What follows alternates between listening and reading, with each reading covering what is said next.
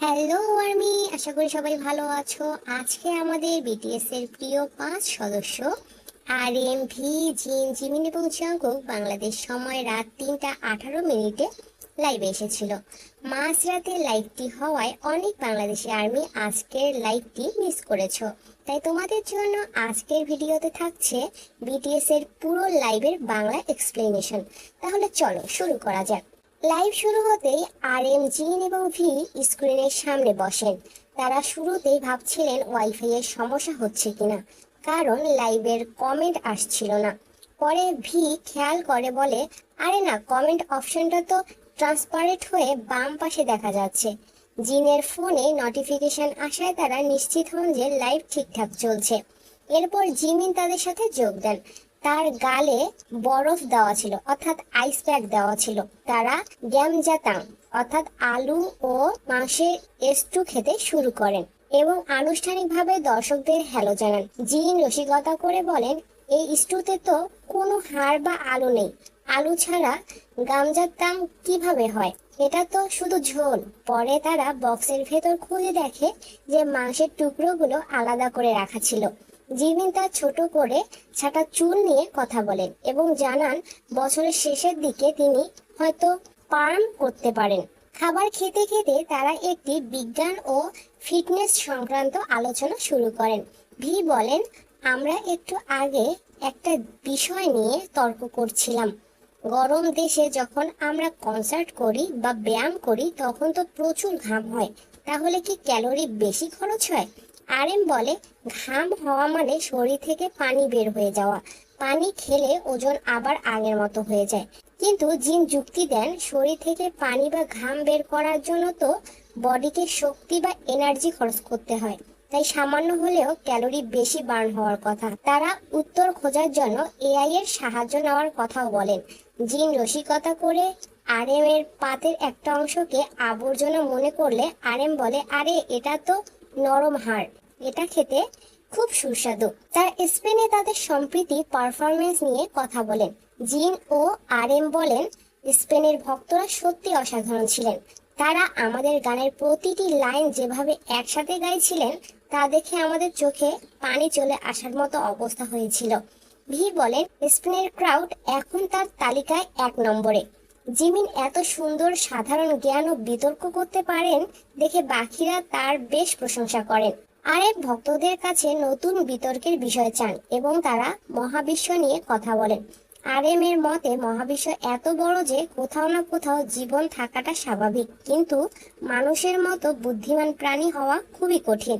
Jimin ইউটিউবে ওয়াডো বিজ্ঞানের video নির্মাতা, তার কথা উল্লেখ করে বলেন যে পৃথিবীতে যেমন সূর্য এবং গ্যালাক্সি আছে, মহাবিশ্বে এমন কোটি কোটি গ্যালাক্সি আছে, তার অন্য কোথাও প্রাণের অস্তিত্ব থাকার সম্ভাবনা অনেক বেশি, কিন্তু দূরত্ব এত বেশি যে তারা আমাদের কাছে আসতে পারে না। তারা একে অপরের ব্যক্তিগত আপডেট নেন। জিন জানান জুন মাসে ভীষণ ব্যস্ত ছিলেন তিনি। তিনি ইদানিং ঘরে নিজে রান্না করে খাচ্ছেন। তিনি ঘরে কোল্ড নুডলস বানাতে গিয়ে দেখেন যে তার স্যুপ তৈরি করতে অবিশ্বাস্য রকমের চিনি ও লবণ দিতে হয়, যা স্বাস্থ্যের জন্য বেশ ক্ষতিকর। অন্যদিকে ফি জানায় যে ট্যুরের সময় অলস সময় কাটানোর জন্য তিনি ইদানিং পিয়ানো, কিবোর্ড বাজানো অনুশীলন করছে।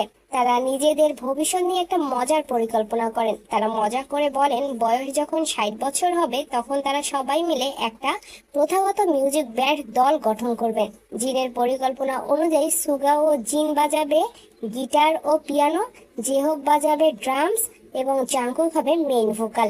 আর এম একটা মনস্তান্ত্রিক খেলা শুরু করেন। আর এম প্রশ্ন করেন, ধরো তুমি একটা ট্রেনের চালক, ট্রেনটির ব্রেক ফেল হয়েছে।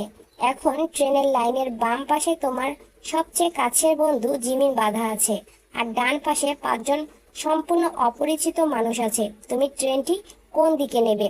ভি বলে, আমি অপরিচিত 5জনের দিকেই যাব, কারণ জিমিনকে তো মারতে পারবো না। আর এম যখন অপরিচিত মানুষের সংখ্যা বাড়িয়ে 100 জন, এরপর 1000 জন এবং শেষে পৃথিবীর বাকি সমস্ত মানুষ বনাম জিমিন করে দেন, তখন ভি বেশ বিপাকে পড়ে যান এবং বলেন, 100 জন হলে তো আমি নিজেই ট্রেনের সামনে লাফ দেব। তারা সবাই মিলে ভি এর এই মনস্তান্ত্রিক ভাবনা নিয়ে হাসাহাসি করেন। তারা ঘুমানোর আগের মানসিকতা নিয়ে আলোচনা করেন। আর এম ও ভি জানায় তারা ঘুমানোর আগে অনেক কাল্পনিক জিনিস চিন্তা করেন, যেমন আকাশে ওরা, বাস্তবে পোকেমন চলে আসলে কি হবে। অন্যদিকে জিন জানায় যে তিনি ঘুমানোর আগে কেবল আগামীকালের বাস্তব কাজের পরিকল্পনা করেন। জিন আরও জানান যে তিনি ঘুমানোর ব্যাপারে অত্যন্ত সেনসিটিভ এবং সামান্য শব্দ হলেই তার ঘুম ভেঙে যায়। জিন আরএমের ট্রেনি আমলের একটি মজার স্বভাব টেনে আনেন। জিন বলেন নামজুন আগে ঘুমানোর সময় হঠাৎ লাফিয়ে উঠে মশা মশা করে চিৎকার করত। আরএম হাসতে হাসতে বলে, ভাই, ডেবিউয়ের পর থেকে গত 10 বছরে এই গল্প আপনি ভক্তদের অন্তত 30 বার শুনিয়েছেন। এরপর তারা ওয়েভার্স অ্যাপের নতুন আপডেট এবং এটি ব্যবহার করা কতটা কঠিন হয়ে গেছে তা নিয়ে আক্ষেপ করেন। তারা আবার বিজ্ঞানের কথায় ফিরে যান। ভি বলেন তিনি একটা ভিডিওতে দেখেন যে এআই দিয়ে তিমির ভাষা অনুবাদ করার চেষ্টা চলছে এবং তিমিরও নির্দিষ্ট একটা ভাষা ও ফ্রিকোয়েন্সি রয়েছে। এরপর তারা জিমিনের ডেসো শোতে যাওয়ার প্রশংসা করেন। জিমিন জানান সেখানে অনন্য কম বয়সী আইডলদের দেখে তার মনে হয়েছে তারা অনেক লম্বা এবং রোগা। জিমিন একটা নতুন বিষয় দেন, বর্তমান সব স্মৃতি ও জ্ঞান নিয়ে যদি 2013 সালের ডেবিউয়ের দিনে অর্থাৎ 13ই জুন ফিরে যাওয়া যেত তবে কি তোমরা যেতে? ভি বলে আমি যেতাম, কারণ তাহলে শুরু থেকেই আরো ভালো অনুশীলন করতে পারতাম এবং আগে ভাগেই বিটকয়েন বা শেয়ার কিনে অনেক ধনী হয়ে যেতাম। কিন্তু জিন বলেন কষ্টের দিনগুলোর কথা ভাবো, আমাদের ড্রেসিং রুম কত ছোট ছিল, সিনিয়ররা বকা দিত, সেসব কি আবার সহ্য করতে পারবে? জিন আরো মনে করেন সব স্মৃতি থাকলে জীবনটা একঘেয়ে বা অর্থহীন মনে হতে পারে। শেষের দিকে জাংকুক রুমে প্রবেশ করেন। জাংকুক রুমে আসলে বাকিরা তাকেও সেই ট্রলি ডিলেমার প্রশ্নটি করেন। জিমিন বনাম 100 জন মানুষ।